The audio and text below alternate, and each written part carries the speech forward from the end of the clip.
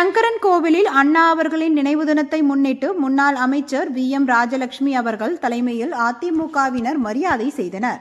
தென்காசி மாவட்டம் சங்கரன் கோவிலில் பேரறிஞர் பெருந்தகை அண்ணா அவர்களின் 56வது ஆண்டு நினைவு தினத்தை முன்னிட்டு சங்கரன் கோவில் அண்ணா பேருந்து நிலையம் முன்னர் நிறுவப்பட்ட அவரது திருவுருவ படத்திற்கு கழக தலைமை செயற்குழு உறுப்பினரும் கழக மகளிர் அணி துணை செயலாளர் முன்னாள் அமைச்சருமான VM ராஜலட்சுமி அவர்கள் தலைமையில் அதிமுகவினர் மாலை அணிவித்து மலர் தூவி மலரஞ்சலி செலுத்தினர்.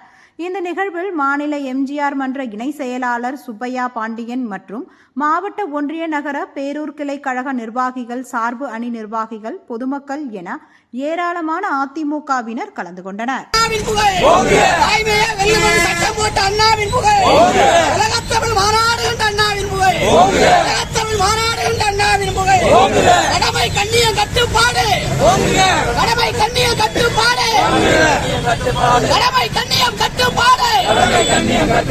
அண்ணாவை அதிமுக எடுத்துக்காட்டு,